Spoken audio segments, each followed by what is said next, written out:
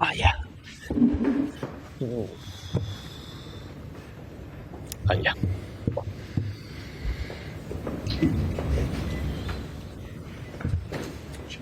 Hi, thanks.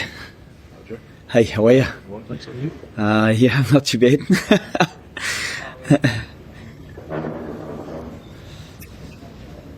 Katie, you happy? Do you want 1, 2, 3, 4, 5, 6? All good? I think so. So Joe Schmidt's available now, followed by Matt Fensler and Ben Donaldson. You should receive the 23 to play England on Saturday. Open to the floor. Joe, you're obviously starting in place with Joseph. Absolutely. Can you just talk us through, your decision to start him and the decision that you chose for Liverpool?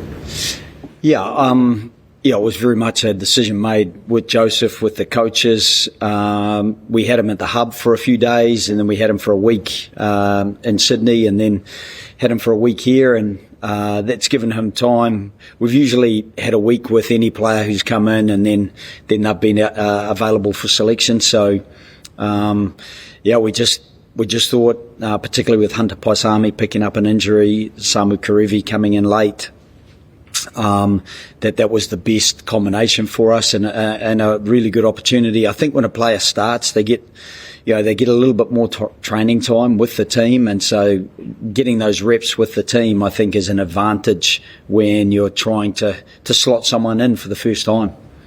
Is it a risk? Everything's a risk, The thing that I would have confidence around Joseph is how well he prepares himself. He's a very professional young man. He's had plenty of experience both playing rugby union and being professional as well with rugby league in the past and coming back to rugby union. So those things give us confidence and give Joseph confidence, hopefully, that he can hit the ground running in a couple of days' time. When you say he's got experience, it's like 5 years since he last played a natural game. What have you seen there that's convinced him ready to play, not just play a test match? Yeah, he's meticulous with his planning before he even gets to his preparation. He makes sure that he ticks all the boxes. He asks a lot of questions. Most guys who come in, they're relatively shy. He is a very humble young man, but he is very forthright about his preparation, and that gives us confidence. And he played through the age grades. He played a lot of rugby, obviously, in school.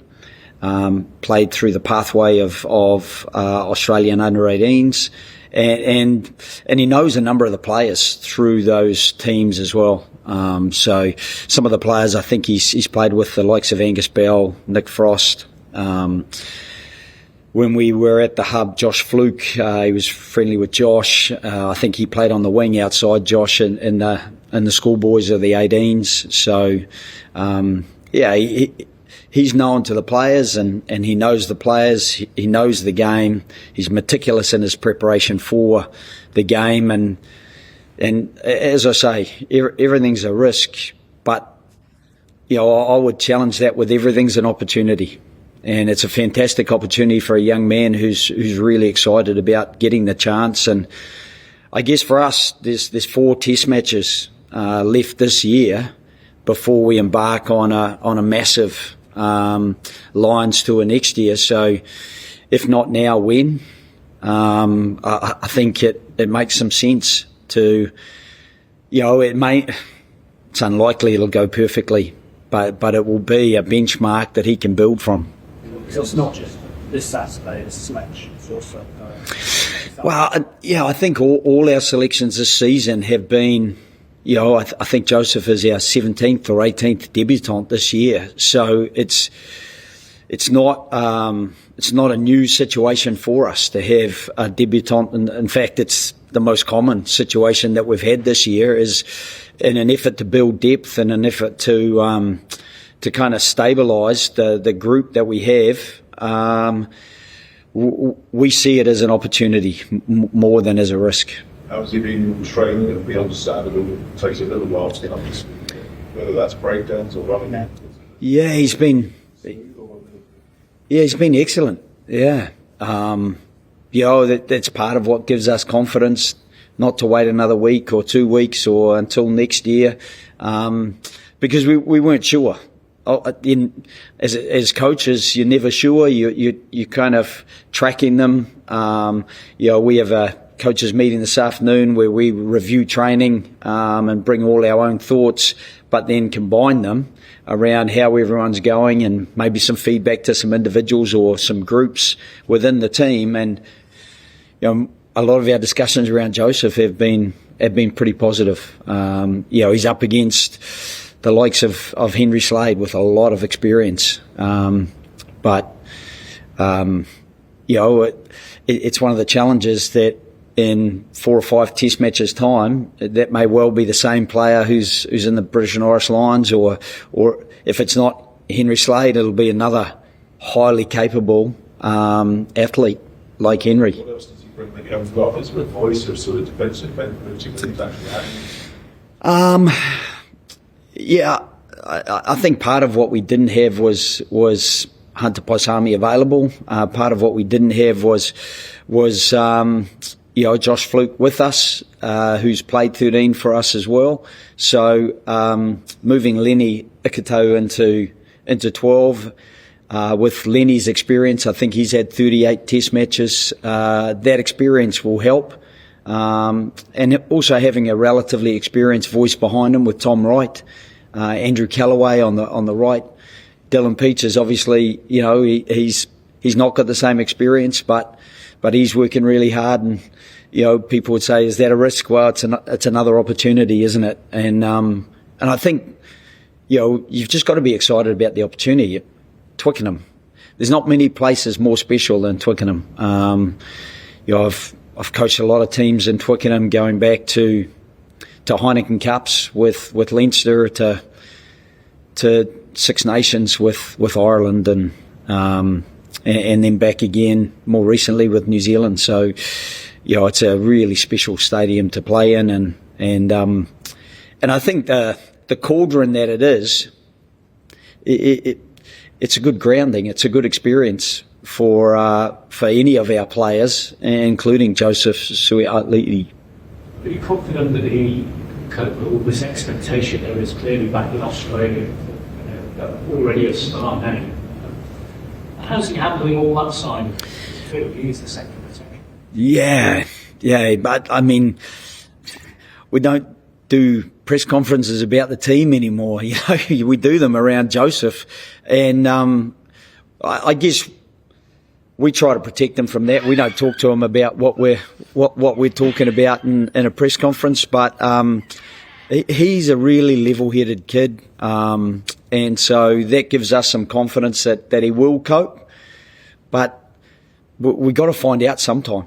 If not this week, as I said, it's next week or the week after that, and no matter what test you play up here, it's going to be really competitive, combative, and a benchmark experience for a young man. Joe, your experience, can you recall another situation where a player hasn't played a senior club game and gone straight to a test match? I think there's been a couple of other rugby league crossover players that have done that, but very few. There's been a few. I go back to even a young man like Isaiah Tuiava, who toured with the All Blacks before he'd even played NPC rugby for Auckland, and certainly hadn't played Super Rugby. So Max Jorgensen, I think, he picked up a few injuries, but he could easily have played for the Wallabies before he played for the New South Wales Waratahs. But yeah, it's unusual. It's unusual, but we have a very limited time frame. We have these 4 weeks, and then you have 6 months where they go back into Super Rugby teams, and you get a couple of weeks before a massive Lions test that the whole country, certainly the rugby community in Australia, is really excited about. And I've met, I know a lot of people up here. They're already, booking their tickets and flights and bars. not that they book those in advance, they just arrive. But they're getting excited about what's coming up next year. So we need to plan for that partly as well. You talked about wanting a week with players, but was there a temptation to bypass that, given you've only got Will for 3 weeks to 3 years?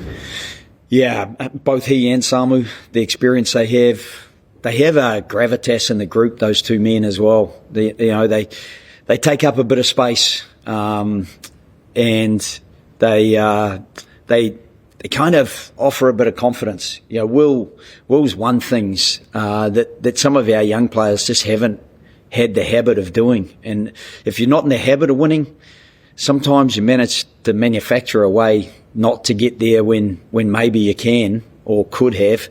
And we don't want to have too many could have. So it was tempting. I think Will trained with us fully today for the first time. Yeah, that was just too tight for us.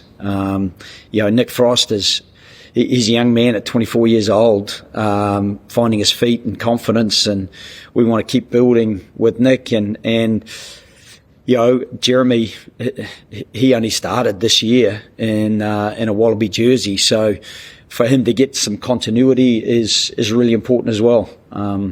So again, it's balancing that risk versus opportunity. A lot of people are asking this part of the ball, where are the Wallabies at coming off the Letters Light series? I mean, where would you say I see them as a good group of young men who are working hard, and hard work doesn't necessarily come with immediate results, but if you can work hard enough for long enough, I think you can start to build a base that allows you to start to turn a few results your way. You know, I felt 31-28 against the All Blacks in Sydney. I know that the All Blacks were pretty nervous that day when we got close. Leading just before half time. I think the try by Caleb Clark just before half time in Wellington. But that would have been that was their full strength team. There was no changes like the year before, and they were nervous, which we don't want to make people nervous. We want to make them miserable because we got the result. But we'll take nervous on the way there, and they're a great bunch of young men, as I say, who are working hard. Joe, just to ask, have you had a chance to look at the England-New Zealand game last week? If you have, Yep. what did you make of it? Yeah, I thought, geez, it was finely balanced, wasn't it? You know, George Ford coming off the bench. I know people look back and they say, 3 missed drop goals, and Marcus could have got the 2 that he had. George Ford could have got the 1 that he got or attempted, and even their kick at the end coming off the upright. Those marginal things that you remember at the end of the game. At 22-14, wow. You know, the All Blacks are trying to find a way back. Mara Toje wins a turnover. Ben Earls is penalised, I thought rightly, for not using his arms in a low tackle, and I think that's a pivotal turning point. But in games that are that tight against two teams that were separated by less than a score all year, those turning points that you think, that's a turning point. And then the next thing, Paddy Tuipulotu, he loses that ball forward, and you think, that could be the turning point, and potentially would have been if the drop goal had come. So I thought it was great spectator value. But I know that Steve and the English boys will have been really disappointed, just because that's 3 times out of 3 they were right in the game against the All Blacks and didn't quite finish off. That what sort of opportunity do you think, guys, that is very tight in that last quarter? Because there had been a theme before the All Blacks game that they lose leads in the last quarter. No, not really. Professional rugby players are they're reasonably attuned to just playing what's in front of them. I don't think that they are necessarily distracted by what's gone on in previous games. They're just looking ahead to what's there right now that we have to deal with. And, that they almost dealt with it, didn't they? I mean, we're talking about a kick that came back off the post. Otherwise, they do win. A drop goal that slid off the foot a little bit and went to the right. But I've coached teams against George often enough to know that more often than not they do go between the uprights, and I've coached teams against Marcus Smith to know that, well, if he doesn't get that drop goal, he might just score a try himself, because he's a little weapon with his acceleration and his footwork. So he's a very balanced player, and I think his kicking game is just getting stronger and stronger. Last couple of issues. Any other vulnerabilities in the English team through your analysis? Not extremely, to be honest. They're always good at set piece. Their defence is risk and reward a little bit. They're coming hard and not always connected. And if you're not connected against the All Blacks, I don't think we're quite at that level. But when you do get guys like Will Jordan, whose footwork and acceleration are a point of difference. Caleb Clark didn't get too much opportunity, but Satiti up the touchline, the offloads that he gets away, the ability of Mark Talia to slip tackles off Coach Mark. I'm not quite sure how he does it, even having coached him for 3 years. So a lot of those players, we're hoping to build our way forward to create a similar sort of challenge, but that may not be quite ready as yet.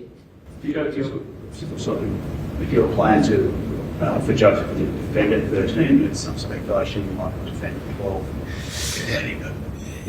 Yeah, we mixed and matched a little bit at training, and that was partly for those two guys to just let us know how they felt about how they're best balanced up for them. I think the advantage of Joseph being at 12, sometimes the physical demand is a little bit greater. He's a big, strong kid, Joseph, so that's fine. It's just that 13, there's a few more decisions that have to get made. And so just with Lenny's experience, we're sort of inside, outside, maybe a little bit. But, they're pretty comfortable with the number they're wearing and the position that they're going to start off in. Last one, thanks, guys. What do you read into England swapping the 12 and 13 round this week in the team sheet? And does that create any opportunities for you? Not really. I think they're both super players. And the number doesn't necessarily reflect where their running lines are. I think Ollie Lawrence he's powerful. He's got a nice short kicking game. Henry obviously is got his left foot, and his experience and his acceleration, his inside outside swerve, and he's a smart defender. Henry, he's obviously played a lot of centre. Back when I was coaching Ireland, he's been there for a while. I'm just hoping that he's getting a bit bored and wanted a bit of a change of number, and he won't be that interested on Saturday. But the chances of that are somewhere between 0 and 0. So we're just going to have to prepare as best we can. In terms of This is the last one, guys. Thank you very much. State of origin, does he have that sort of appetite for big hits that we see in those games? Well, yeah, they are big collisions in state of origin. It is a different game. Ball carrier tends to stand. They tend to carry a lot more upright. Contact tends to be a lot more upright, and so there's an adjustment there. But as I said, in everything Joseph has done, his ability to very much stay in a rugby union mode and drop his height and punch through the tackle really well has impressed us. So, from whatever perspective,